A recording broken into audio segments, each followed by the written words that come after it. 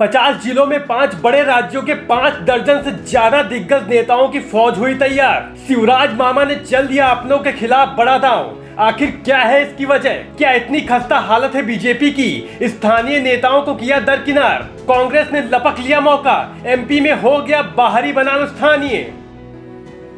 क्या बीजेपी खुद अपने ही पैरों पर कुल्हाड़ी मार रही है? लग तो यही रहा है। जैसे जैसे मध्य प्रदेश का चुनाव नजदीक आता जा रहा है, वैसे वैसे बीजेपी की रणनीति को देखकर सियासी पंडित भी हैरत में पड़ गए हैं। हालांकि बीजेपी जातिगत समीकरण और आदिवासी वोट बैंक को ध्यान में रखकर प्रत्याशियों का चयन कर रही है।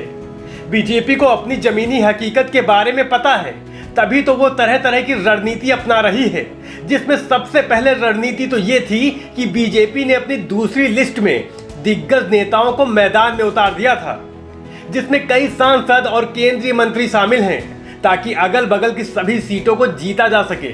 इसी में एक नाम था कैलाश विजयवर्गीय का, लेकिन कैलाश विजयवर्गीय बीजेपी के आला कमान से इतना नाराज दिखे कि उन्होंने यह कह डाला था कि अब हम बड़े नेता हो गए हैं, हाथ जोड़ने कहाँ जाएं?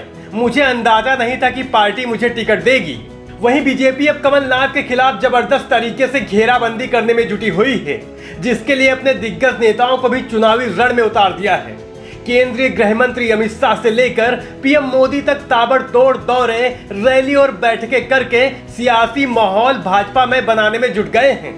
सूबे के एक एक सीट को जीतने के लिए सियासी ताना बाना बुनने में बीजेपी जुट गई है, जिसके लिए 5 राज्यों के करीब 5 दर्जन प्रवासी नेताओं को जिम्मेदारी सौंपी गई है, जो चुनाव तक वहां पर कैंप करके कमल खिलाने के मिशन को अमली जामा पहनाने का काम करेंगे। बीजेपी ने भोपाल में बड़ी बैठक की, जिसमें देश भर से 5 दर्जन से अधिक नेताओं ने शिरकत किया।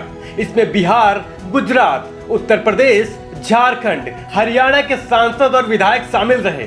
दूसरे राज्यों से एमपी चुनाव के लिए बुलाए गए 60 से अधिक नेताओं को जिलेवार जिम्मेदारी दी गई है। बता दें, एमपी चुनाव में सबसे अधिक उत्तर प्रदेश के करीब 2 दर्जन से अधिक नेता चुनाव के कार्य में लगे हुए हैं। मध्य प्रदेश में सभी जिलों में कम से कम 4 विधानसभा सीटें हैं और अधिक से अधिक 6 विधानसभा सीटें। इन तमाम नेताओं को चुनावी रणनीति बनाने की जिम्मेदारी सौंपी गई है। साथ ही चुनाव प्रचार को निर्देशित करने की भी जिम्मेदारी दी गई। इतना ही नहीं, नेताओं को पार्टी की जीत में बड़ा बनने वाले मुद्दों की पहचान करके और उनके समाधान निकालने की भी जिम्मेदारी होगी। बता दें, कुछ बड़े चेहरे जिनमें बिहार के पूर्व उप मुख्यमंत्री सुशील मोदी छिंदवाड़ा से जिम्मेदारी मिली है। झारखंड के पूर्व प्रदेश अध्यक्ष दीपक प्रकाश को शहडोल संभाग की जिम्मेदारी दी गई है। वहीं राम रतन कुशवाहा को उमरिया की जिम्मेदारी मिली है। ब्रजेश पाठक को भोपाल, स्वतंत्र देव सिंह को सतना, पंकज सिंह को विदिशा, हरीश द्विवेदी को ग्वालियर, दिनेश प्रताप सिंह को रायसेन, अनिल राजभर को सियोनी, दया शंकर सिंह को बालाघाट, सुब्रत पाठक को सागर, एसपी सिंह बघेल को भिंड, बेबी रानी मौर्य को ग्वालियर, मुख्तार अब्बास नकवी को खंडवा की जिम्मेदारी मिली है। एक तरफ बीजेपी बड़े नेताओं को मैदान में उतार रही है, चाहे वह चुनाव में टिकट देकर हो या फिर अन्य राज्यों से नेताओं को प्रचार करने के लिए, लेकिन दूसरी तरफ बीजेपी शिवराज को कहीं ना कहीं साइड करती नजर आ रही है।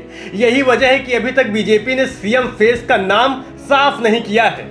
वहीं शिवराज सिंह चौहान ने जिस तरह अपने अधिकारियों को धन्यवाद दिया और पूर्व मुख्यमंत्रियों को याद किया, जिनमें कई कांग्रेसी भी मुख्यमंत्री थे, अब इसी को लेकर घमासान मचा हुआ है, क्योंकि ये तभी होता है जब इंसान की राजनीति से विदाई या सत्ता परिवर्तन होता है। शिवराज का इतना करना कांग्रेस के लिए संजीवनी का काम कर गया। कांग्रेस ने यह प्रचार करना शुरू कर दिया कि मामा की विदाई होने जा रही है। ऐसे ही चुनावी खबरों के लिए हमारे चैनल को सब्सक्राइब और वीडियो को शेयर कीजिए।